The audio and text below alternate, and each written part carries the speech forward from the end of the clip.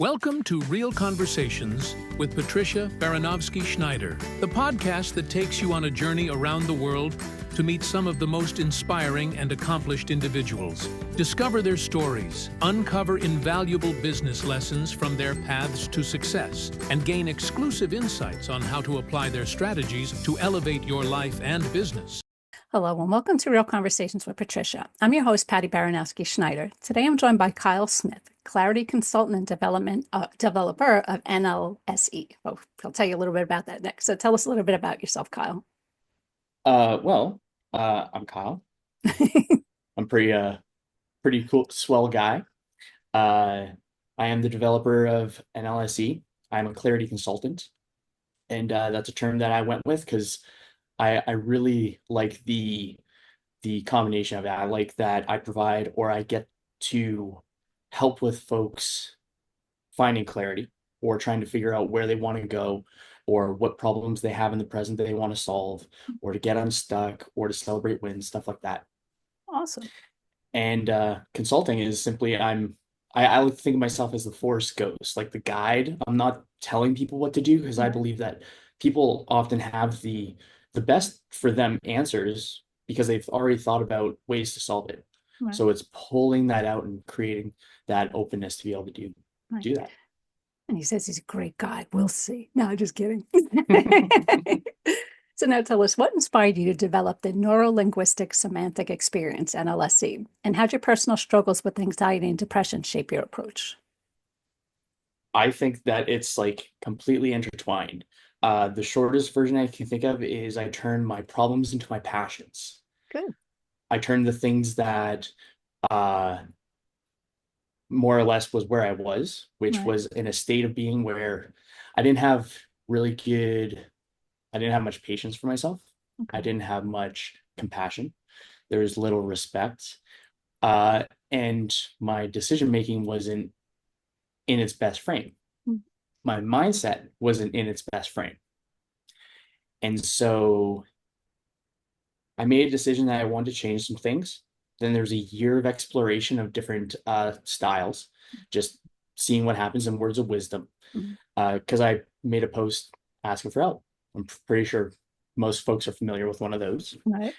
And a buddy of mine, after 6 months of trying, because I kept on saying no, he read the post and he's like, hey, you want to do the world's toughest mutter? And that was my physical test where I really got to release. Well, it's now reflecting on it. At the time, it sucked. Yeah. At the time, it was dreadful. However, bet. I really wanted to pull myself out of that stuck and suck that I felt myself in. Right. So the moment he said it, I was like, yes, because I've done tough mutters before with them, and it was like it was awesome.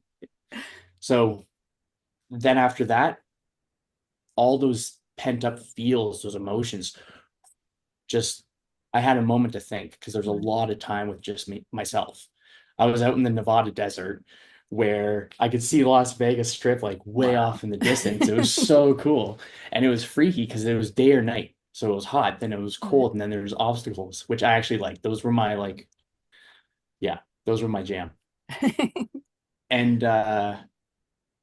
And what this experience taught me was break down the body to build up the mind. Okay. So create and not like literally break it down. In the case that where it's a 24-hour race or something ridiculous, something where you feel the physiological, like you're engaging with the body, you're engaging with it. You're not just sitting and dwelling, you're at least going for a walk and then creating some momentum. And then out of the things that have worked and didn't work, because I continued on that, and it was 10 years of this development. So it was me developing this, turning it into something that works. And it's a combination of breathwork and storywork. That's NLSE. It's an amalgamation of the two. And then it's just solved a lot of my things. Then I started working with other people to help them do it. And then the momentum's just become quicker. Wow. And That's here amazing. Yeah, it's amazing. Yeah. But it's funny when you say your problem into passion. It's kind of like, I believe it or not, once upon a time went skydiving to get over fear of heights. Well, I later learned there's a height perception and a depth perception. So believe it or not, probably 50% of skydivers are terrified of heights, but have no problem. But I was instantly addicted. I did 15 years of skydiving. It would just push, push, push. Yeah, so I totally get that. Cool. That's Yeah. awesome. Now, I Mm, guess for those that are unfamiliar with NLSC, how it, I guess, explain how it combines story work and breath work to create transformative results. totally. Uh, I put it together so that it could plug and play. Okay. So we're starting with the words, then the stories, then the breath. Okay. That's the trifecta. Those are the things that we're focusing on. And then everything downstream is going to be influenced by what we say to ourselves, how we breathe, Mm. and how we're actually applying ourselves. Okay. And so when we are working with a top-down approach, where we're working up into the mind, we're going into the neurology of it. So neuro being mind and mindset specifically. Okay. And so I'm gonna take a breath because I'm like really excited about all of this right now. Apparently, but that's a good thing. Yeah. So that also ties into what I'm talking about too. So it's starting with the mind, it's getting the words in alignment. And words I think of as the ethereal macronutrients of the mind. When we feed our mind quality words, we have quality thoughts. When we feed our mind crap words, we have crap thoughts. And so we can put these together to help us rather than harm us. And the way I like to define mindset, going back to mindset as well, is that it's the stories we tell ourselves about ourselves or our opinion of ourselves. So it's our identity, it's our self-image. What is our relationship to that? And then we can think higher or lesser of ourselves because we have a reference point. Okay. Yeah. And so then when we go from the mind, that's also the neurology, so the nervous system. So that's where we get the breath involved, because words or the language aspect is what we say, what we think, what we write, and how we breathe. Okay. The breath is the language of the body.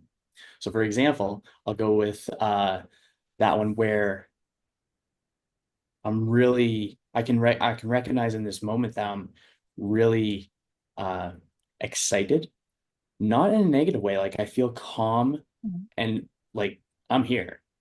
And then it's also just excitement of what the conversation is and just the vibe overall of the day. And so when we're breathing high and tight, we're good to fight. Mhm. When we're breathing low and slow, we're good to flow. Wow, that's So interesting. it's a way to regulate. So Right. my body is excitable, but my mind's like, yo, we got to chill because we're right here, right now. Right. And we're in a safe environment.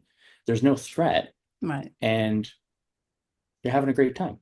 So regulate, down regulate, have a Right. conversation with the body and recognize you're good, you're safe, I'm safe. Right. And so that was cool to say out loud because that was my real-time internal dialogue Right. to myself. So that was cool. Good. And so yeah, going into the words as well, there's magic in these words. And I'm gonna go on my fun little tangents on this It's one all as right. well. And it's interesting because we have such a surplus of words now. We have all these different languages that we can see all over the place. However, it wasn't the case not that long ago. And then there's been times where information has been able to transport easily and with difficulty. And there's the word abracadabra, old word. Right. And when I say abracadabra, what do you think of? Magic. Totally. Some people think of a Pokemon. Some people think of Steve Miller Band. Yeah, Ah, yeah. I Okay. think that's cool. So abracadabra is 3,000-year-old language, Aramaic, and translated to English, it's with my words I create. Okay. So words put together, we spell out stories. We create spells, and the definition of spells are words or a collection of words of great influence. Okay. So our words create, and they are of great influence. So if our internal dialogue Right. is working with us rather than against us, Right. then our body, by interacting with the breath and being involved with the emotions and the stories, then we go into somatic. So top down. Right. So with that, it's the physical body, and the emotional body. It's the nervous system as well. Okay. So where our body is majority passive, where if we cut our finger, it's going to heal over time. It's time bound. We have our autonomic nervous system doing its thing. The only part of our autonomic nervous system we can control or influence is our breath. Mhm. So that's the sweet little meeting spot. Right. So that's where breath work gets involved to upregulate, downregulate the body, Right. to create the connection between both where we feel it in our physical body and where we feel it emotionally. What are the emotions that are coming up with the stories and the collection of words? And then we take those stories, we integrate the breath, and then that way people get to process the unmetabolized emotions that are lingering in the emotional body.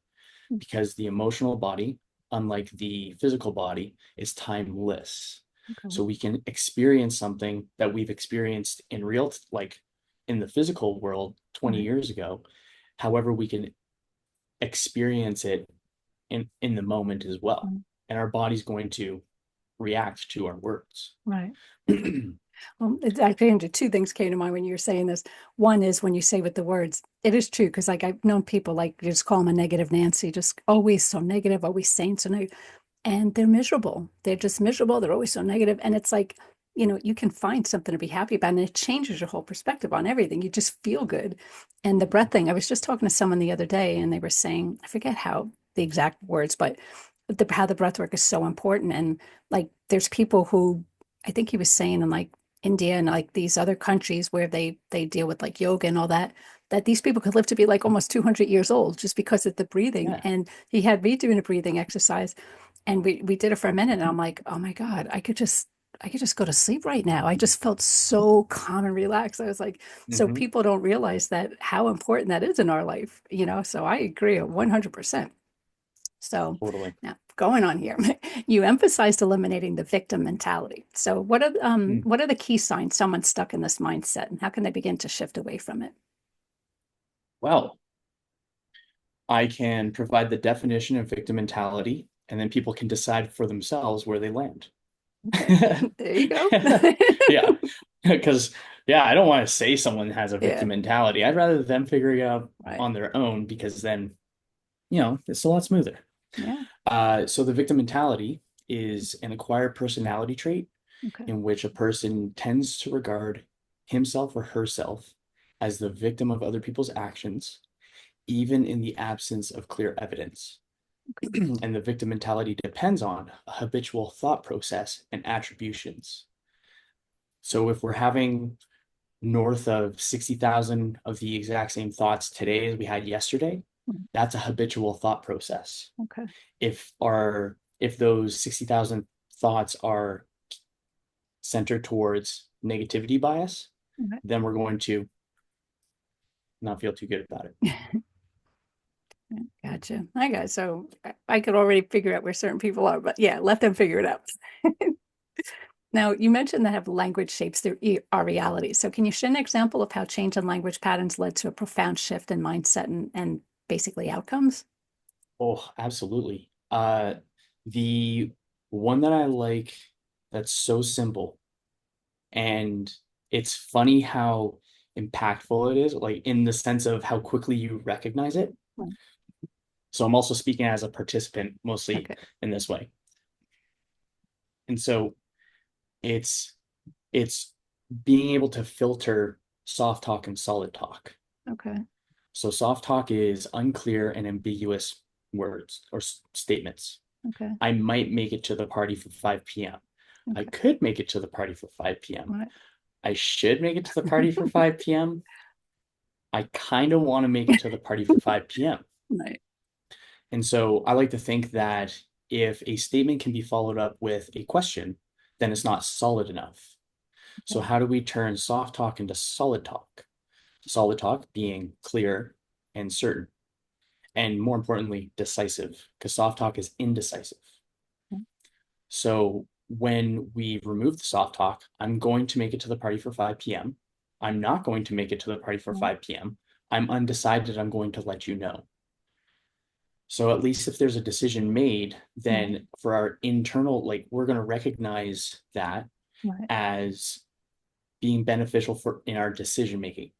And so when I call it microdosing decision making. Okay. It's when we can make the small decisions and we get more competent, then we develop confidence in our competence, so confidence in our decision making, Okay. and then we go from being able to make those small decisions to those big decisions because we've made so many Right. decisions that we have an undeniable stack of evidence Right. that we are capable of trusting our decision making because Right. we just have this evidence. Right. Little baby steps. Totally. Yeah. And so removing the soft talk. So it's anything where it's ambiguous and Okay. people will recognize it in their texts. Mm. So you'll be able to see it there. Right. When you remove it from posts, like if Okay. someone's doing content creation, then it has a lot more clarity. Right. There's less ambiguity and it seems more active. Right. And then, yeah, and then you'll be able to hear it everywhere. Right. That's like when you're a couple of days in and Right. you go with like you're having a soft talk challenge, for example, Right. you notice it everywhere else.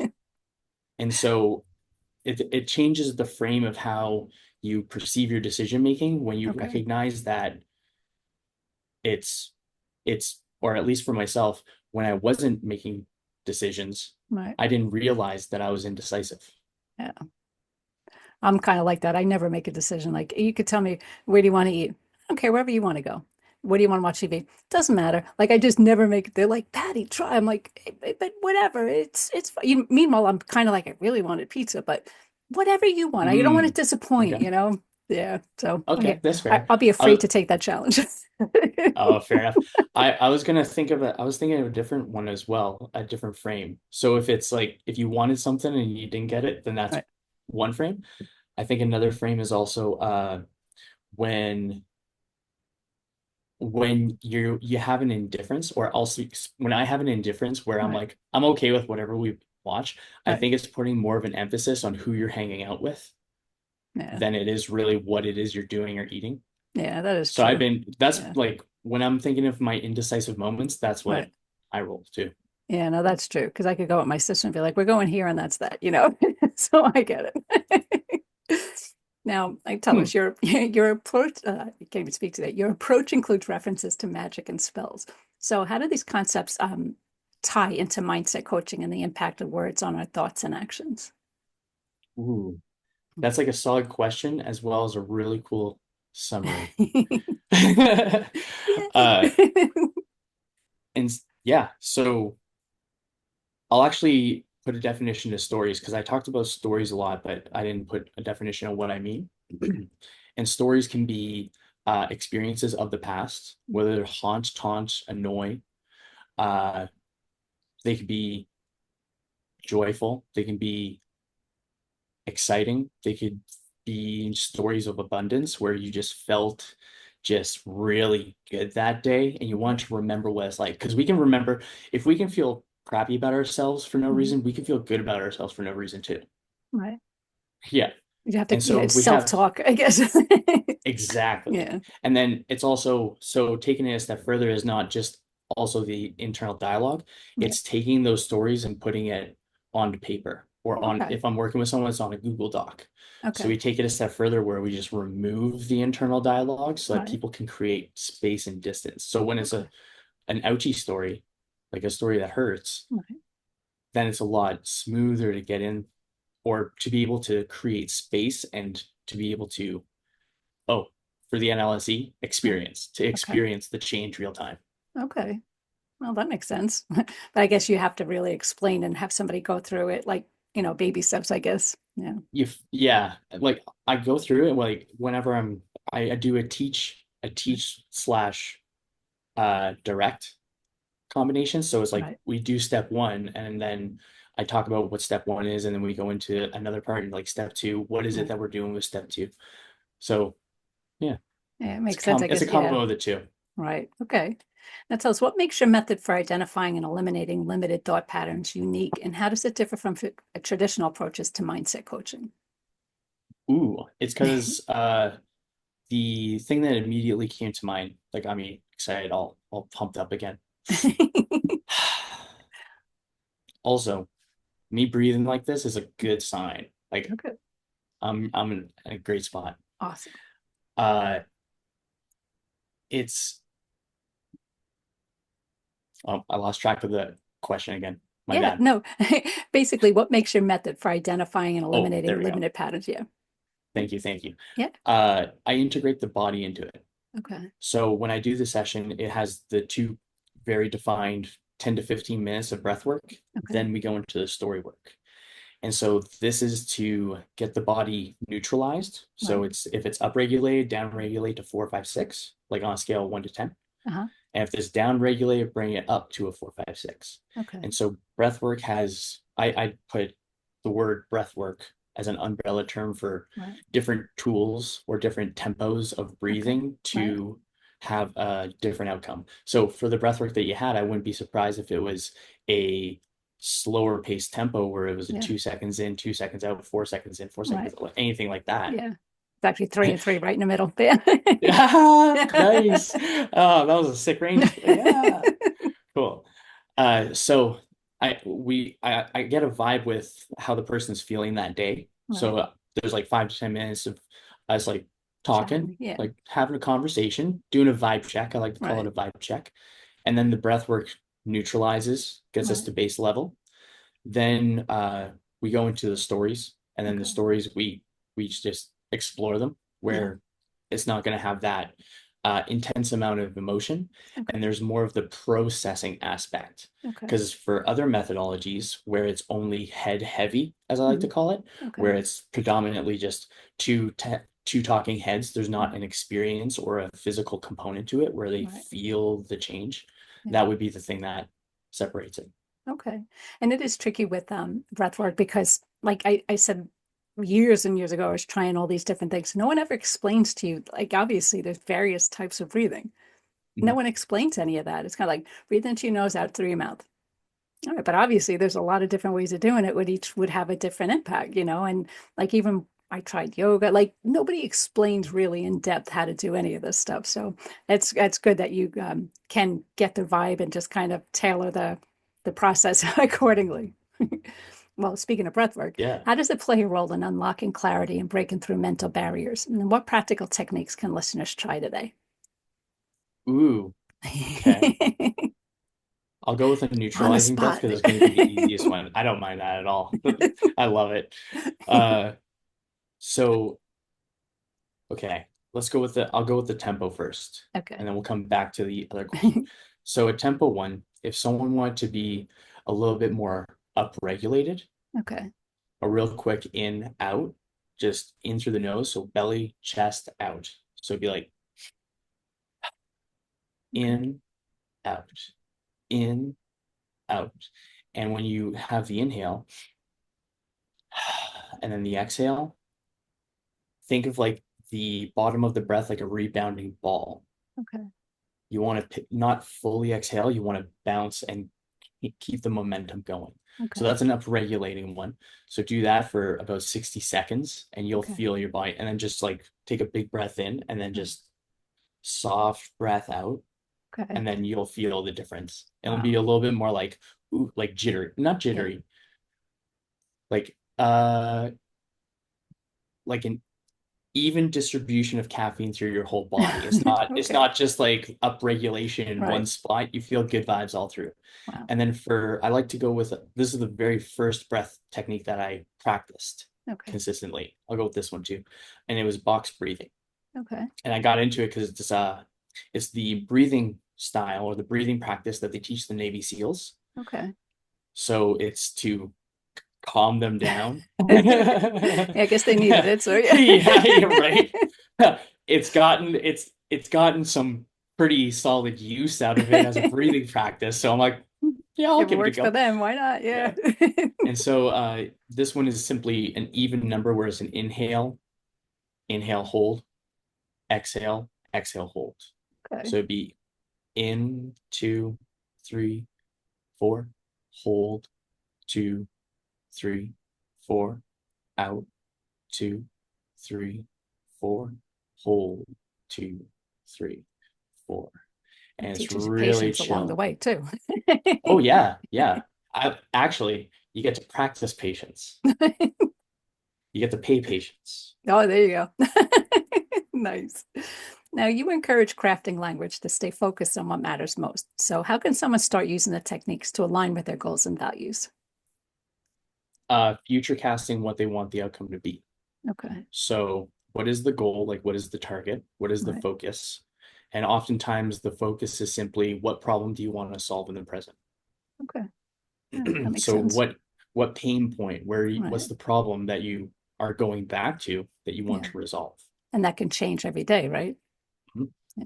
Okay. Totally. And then sometimes, if it's something bigger, it could Right. be a longer thing. So, having Right. something Right. is important because then you have a lighthouse in Right. order to direct your decisions in the present. Okay. It becomes easier to think, does this get me to that lighthouse quicker or Right. slower? And then Okay. you make a data-driven decision rather than an emotional decision. Right. So then we have that focus that works as the lighthouse. Then we go into the frame. Okay. And the frame is how we perceive that outcome. Okay. And so when I'm working with someone, I get them to write down their goal in a past tense, present tense, or future tense. Okay. Are they are they starting to work towards it? Are they currently working on it? Or are they finished it and they're looking back? Okay. And so this creates that lighthouse and just Right. refines it a little bit more. And Okay. then when we go into the story work aspect, I get people to 4-step it. Okay. So similar to it's the same frame. However, it works differently from the ouchie stories, where it creates distance from the ouchie stories. So we have neutrality. Right. It actually brings those meaningful stories closer to us so we Okay. can upregulate. And the idea is to make it so that we're more action prone towards that outcome. Okay. And then from there, oftentimes we already know what the plan is. What's the floor? What is it that Right. we're doing to fulfill this story to Right. finish up that outcome? That's actually good if you're mapping it out like that because it's easy to just say something, but now you've like put it out there. This is what you're doing. This is what you're working towards because you're forcing them to not just say what you want to hear, but saying, what are you feeling? Where do you want to be? I like that. Totally. And another thing as well is that it's also training the subconscious to perceive to it's training the subconscious Right. because we have the RAS, the reticular activating system, and it's going to look out for things that are not in our awareness, and it's going to be influenced from those stories that we have. So if we Okay. have that outcome based story Right. and we read it on a daily basis, our brain's going to start to look for Right. opportunities to fulfill that belief. Okay. Yeah, it's So stuff it's that a people wouldn't counter think to a of. Yeah. negativity bias. It's Right. imposing order on chaos Okay, good. in Stuff people a wouldn't even weird think way of of. saying it. Yeah, Yeah. no. Huh. But now, Yeah. what role does mindset and language play in fostering stronger, more loving relationships with yourself and others? The better the relationship internally, the better the relationships are going to be externally. And Okay. that would be one of the main biggest things for my own change was I didn't have a positive relationship with myself Right. because I didn't have those outcomes in mind. I didn't know where I wanted to be because I was Right. indecisive. I didn't have an awareness. And so from there, oh, I lost my train of thought. I apologize. That's all good. So basically, your mindset and language, like fostering a Right. loving relationship with yourself and So others. now, Yeah. yeah. So now, perfect. Even in this moment, even if I goof up, even if It's I all goof good. up, like I will say that Nobody's my perfect. relationship, totally, I will say that my relationship with myself right now is Right. far exceeds my relationship with myself back then. Good. And I can say without a shadow of a doubt that it influences both from my personal experience as well as the people that I've worked with, Right. where relationships have become smoother because there is less of the resistance internally. Right. There is because we went from scarcity to abundance. That's the main change that Right. it's creating is we're going from a scarce minded space to an Right. abundant minded space. So it's feeling good about ourselves. And then when we feel better about ourselves, we're going to spend more time around people that are like minded. or vibe in that similar way so Right. that we can just elevate ourselves to Right. feel better and to progress more. Yeah. And that's with an open heart. Yeah. That's awesome because I mean, we don't realize like even just your upbringing, like how you were raised. Yeah, I know somebody who their parents always, put them down and they were never good enough. And, even if you got a 90 on a test, well, if you got a 90, you should have had 100. Like they just always had this, they just felt like a failure in every aspect of their life. And they were until they were probably in their 40s when, people started to say, you are a good person. You're a great father. You're this, you're that. But it takes a lot. That's where people need, you don't realize how it's affecting you now, which is stuff that was implanted in your head when you were a baby, So now it's kind of like Totally. it's helping them get inside to say, okay, how do we clear that out? Clear out all that stuff and realize you're a good person. Love yourself more. Yeah, so I think it's cool.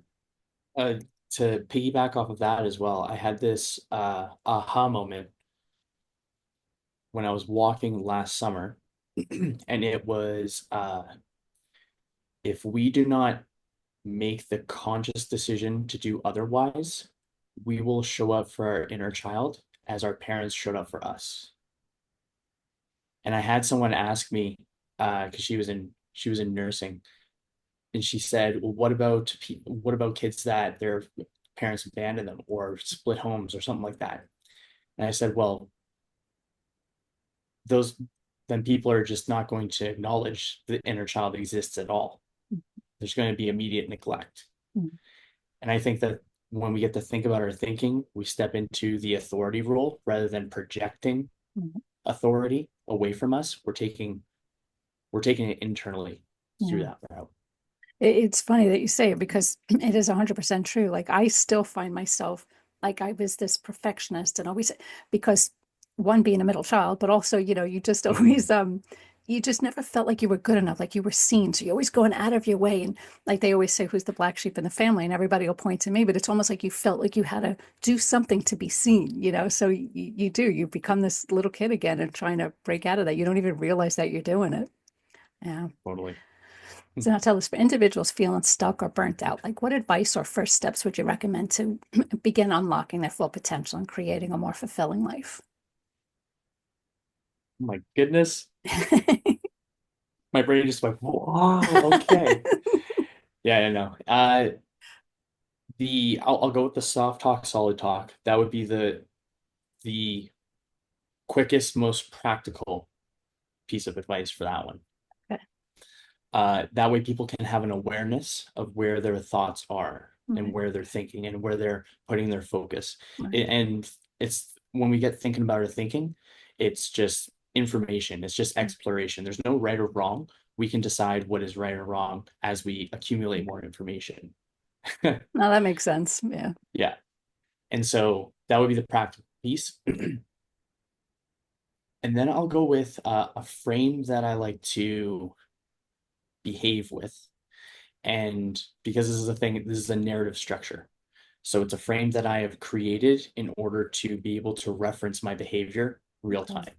Okay. So it's a way of intentionally living. Because my whole idea with what I'm training with right now, or Right. it's my little research, Right. is turning life into an active meditation. Okay. That's And good. and that's simply being present. It's Right. being here in the now. And that I'm not the first person to talk about that, that's for sure. However, I like that. I like the little twist on that one. So my You own little claim it, go personal for frame. Yeah. it. My personal frame is to keep up the kindness. Right. Okay. And I say keep up the kindness, and I don't think of kindness as a emotion. I don't think of Okay. kindness as like a feeling. I believe that when we see kindness, we recognize it and we know kindness when we see it. Right. It's like, wow, that person did that thing for that other person. Right. Like, that was awesome. Right. Or, oh my gosh, that person saved that animal. Like, Right. come on. Who's Yeah. not going to be like, oh, I see this all so the time online. I'm like, you gave me faith in yeah. humanity again. Thank you. Yes. Yeah, exactly. Exactly. Or the ones that get me is I love the talent shows. So if it's Yeah. America's Got Talent, I watch the Right. Golden Buzzer and I'm just like, oh my God, inspiration. Oh, I love those. Those are awesome. So to me, kindness is a behavior. It's something that we can practice and something we can embody. Okay. And so when we're more present with our thinking, we're thinking about Right. our thinking, we can direct our behaviors and our frames. And then from there, that would be the 20% that, and then the rest is an individual's personal flavor. Like what journey do they want to Right. take? Like what is that thing that they want to go for? How do they Right. want to live? Yeah. So those are all like reflection questions. Okay. And then less projections, more reflections. Yeah. Okay. Yeah. It's when you say too about living, in the present here and now, it's so easy to just get caught up in, I got to work, I got the kids, I got this, I got that. And you never take time to just take a breather and just say, okay, that's what they always say, just take 5 minutes, walk outside, just you see the fresh air, whatever. Even if it's cold out, you can still see it. But I mean, you just have to be present for a minute. You don't have to do it all day long, but you could take time for yourself. So it's something people need to be reminded of. So I love it. Yeah. And you work with people all around the world. They don't have to be local to you. Nope. Yeah. Yeah, my whole desk is literally in my bag. There you Yeah. go. So I'm versatile. And then I do like I'll do community workshops as well. Okay. And then in person's definitely an option if someone's ends up being like in the same city as me. I've Right. done it in person before too. And Nice. those ones are cool. Yeah. There is like it's like yeah, it's different and it's cool. It's cool. No, I would love in person. I'm just saying. So if people are interested, it doesn't matter where you're at. Just give them a shout. Yeah. Totally. So how could people learn more about you or find out about your programs and stuff? Easiest spot would be clarityconsultant.ca. Okay. And then if they want to have a conversation with me, my Instagram is my fastest response time. Okay. Dapper Dude Kyle, DAPPER DUDEKYLE. There you go. And that's also my handle for everything else too. So Perfect. Nice. Well, thank you again for being on the show. Again, that was Kyle Smith. So thanks for listening to Real Conversations with Patricia. Never miss an episode by subscribing to the channel. So thank you again.